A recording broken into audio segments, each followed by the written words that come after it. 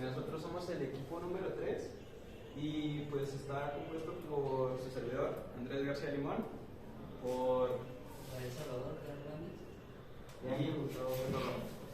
y bueno, pues nosotros vamos a explicarles el comportamiento de los circuitos RL, especialmente en su estado transitorio. Y bueno, primero es importante saber qué es un circuito RL o cómo se compone. Básicamente, este tipo de circuitos contienen dos componentes pasivos, que son una resistencia y una bobina en serie. Además de esto, tienen una fuente de voltaje, la cual va a ser un escalón de voltaje para nuestro análisis. Y siguiente. Y bueno, también es importante saber qué es una bobina o cómo se conforma. Una bobina es un componente pasivo que almacena energía y esto lo hace en forma de un campo magnético. Y esto es gracias a un fenómeno llamado autoinducción. Y bueno, como podemos ver, la bobina se forma de un cable largo y que está enrollado en la misma bobina. Bueno, a diferencia del capacitor, la corriente de la bobina empieza en 0 amperios justo en el momento en el que se enciende la fuente. Y para que se entienda mejor, para comprender mejor el por qué empieza en 0 amperios y se empieza a cargar, como ya conocemos la gráfica, bueno, puedes cambiar la siguiente. Porque la corriente sube de esta manera. Puedes regresar. Me gusta poner el ejemplo como si el cable fuera una manguera por la que circula agua. Imagínense que el cable pues es una manguera muy larga en la cual está enrollada muchas veces, pues obviamente cuando tú abras la llave al agua le va a costar pues fluir por esa manguera porque es muy larga y porque pues está pues, así enrollada. Y bueno, pues esta es la razón por la que la corriente de la bobina crece de esa manera pues, exponencial, por así decirlo. Y bueno, una vez que llega, le puedes cambiar. Bueno, una vez llegado a este punto, al punto de corriente máxima de la bobina, pues la bobina se comporta básicamente como un cable, porque ya no hay oposición a las cargas y pues la corriente puede fluir normalmente. Y bueno, también vemos el voltaje de la bobina, que funciona de manera inversa. En el preciso instante en el que encendemos la fuente, la bobina tiene todo el voltaje, en nuestro caso 10 voltios, es decir, que una vez que encendamos la fuente tendremos 10 voltios en la bobina y pues con el tiempo esos 10 voltios se van disipando o van tendiendo a cero. Y bueno, este va a ser nuestro circuito a analizar. Tenemos una fuente de escalón de 10 voltios, una resistencia de 2 ohmios y pues nuestra bobina que va a ser de 8 amperes. Y bueno, a continuación mi compañero Kero les va a explicar el estado transitorio del circuito. Gracias. Pues como podemos ver, este es el análisis integral. Como bien explicó mi compañero, al principio, en el instante cero, tenemos 0 de corriente y el voltaje máximo en la bobina, que serían 10 volts.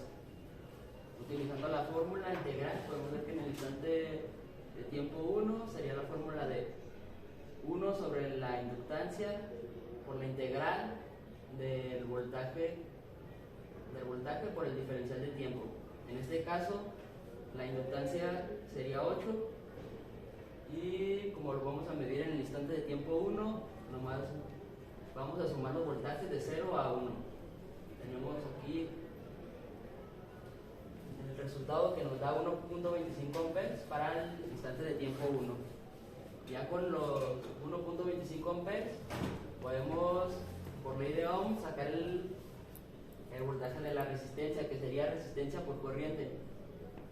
Resistencia por corriente nos daría, de resistencia tenemos 2 por la corriente, de 1.25 nos da 2.5. A eso se lo restamos al voltaje de la fuente y nos da un voltaje de 7.5. Repetimos el procedimiento para el instante de tiempo 2. La integral ahora se hace de 0 a 2, sumando los voltajes del instante del 0 al instante 2. Nos da un resultado de 2.1875 amperes. Igual sacamos el voltaje de la resistencia por ley de Ohm, que sería resistencia por corriente, y se la restamos al voltaje total, que nos da un resultado de 5.625 volts.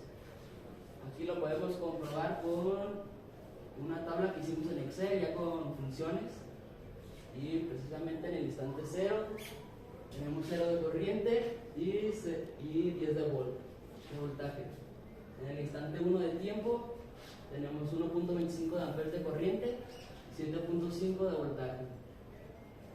Y así hasta el instante 20, que es donde se descarga totalmente la bobina y alcanza una corriente máxima de 5 volts, 4.98 ¿Volts? amperes. El siguiente sería el análisis diferencial. Prácticamente podemos encontrar los mismos resultados, aquí lo podemos verificar en la tabla, pero con diferente procedimiento. Igual en el instante 0 de tiempo tenemos 0 amperes y 10 volts. Primero tenemos que encontrar el diferencial de corriente en el instante 0, que se encuentra multiplicando el voltaje en el instante 0 por el diferencial de tiempo entre la inductancia. Esto nos da un resultado de 1.25 amperes por segundo. Para obtener la corriente en el instante 1, sumamos la corriente en el instante 0 más el diferencial de corriente y obtenemos 1.25 amperes. El procedimiento para obtener el voltaje es el mismo que en el integral. Obtenemos el voltaje de la resistencia por ley de Ohm y se la restamos al voltaje de la fuente. Nos da 7.5. Y repetimos el procedimiento para el instante 1, 2, 3, hasta llegar al instante de tiempos 20, que es donde se termina de cargar nuestra bobina. Siguiente. Igual lo podemos comprobar con una simulación en LTSpice. Aquí vemos que en el instante de 0 la corriente 0 y aumenta hasta 5 amperes. Y el voltaje inicia máximo 10 volts hasta 0 en 20 segundos de tiempo, que nos lo determina nuestro tiempo de carga.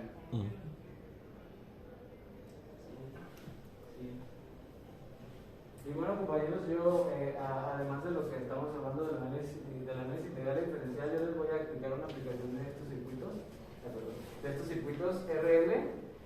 Básicamente su principal función es un filtro, dependiendo del acomodo más bien, dependiendo de qué referencia tomemos nuestra salida, va a actuar como un filtro pasabajas o como un filtro pasalta. En este caso es un tema algo complejo, pero se los voy a resumir haciendo un pequeño dibujo. Nosotros siempre estamos trabajando con una fuente de impulso o una fuente de escalón unitario. En esta fuente nosotros tenemos 0 volts en el instante 0 y luego tenemos 5 volts, es un decir, ¿verdad? Y ya se queda así para el infinito, ¿verdad? Entonces, la magia de este circuito como tal viene cuando nosotros utilizamos una frecuencia distinta a 5 volts nada más. Y entonces, en este caso, aquí tenemos un filtro pasabajas y funciona de esta manera. Hay una frecuencia de corte, de la cual la resistencia en este caso va a cortar la señal de entrada. Esto quiere decir que si yo tengo una entrada variable de frecuencia, si pasa de un decir 200 Hz, ya no va a pasar lo demás. Esto sirve para acondicionamiento de señales, para no tener ruido en nuestros experimentos, aparatos que hagamos. Entonces funciona de esta manera. La frecuencia de corte se calcula prácticamente muy parecido a como se calcula tal, nada más se agregan los picos, por eso es notar. Vamos a empezar en este circuito que es un filtro pasalta, no salió, y esto funciona de la siguiente manera. Supongamos que en baja frecuencia nuestro circuito funciona 0 volts y 5 volts. Vamos a suponer que es una onda cuadrada para simplificarlo un poco más. Vamos a decir que nuestro primer pico de esta onda cuadrada va a tardar 5 tau, que es lo que tardaría el inductor en descargarse. Luego van a pasar otros 5 tau, lo que no va a haber nada, y otra vez va a haber otro pico de 5 tau, y así sucesivamente. Como esta frecuencia o esta función está ad hoc para nuestra bobina, para los cálculos de la bobina, si vemos la gráfica del voltaje en el tiempo, cuando empieza en el pico más alto sabemos que el voltaje baja, ¿cierto? Entonces, cuando el voltaje está en su pico mínimo, de vuelta vuelve a subir, ¿verdad? Porque es 5 tau y 5 tau cada pulso, ¿verdad? Entonces, este sería un filtro que pasa a bajas, porque esta frecuencia está dentro del rango en el que el capacitor se carga y se descarga totalmente. Pero, Bobina. ¿vale? Bobina. Ah, claro, perdón, bobina. Y entonces, si nos pasamos a alta frecuencia, el pulso va a ser mucho más rápido. Supongamos que el pulso va a ser de 1 tau. Cada pulso es de 1 tau. ¿Qué va a pasar entonces? El capacitor siempre va a necesitar el mismo tiempo para cargarse y descargarse. Entonces va a empezar aquí y cuando se corte va a volver a subir otra vez.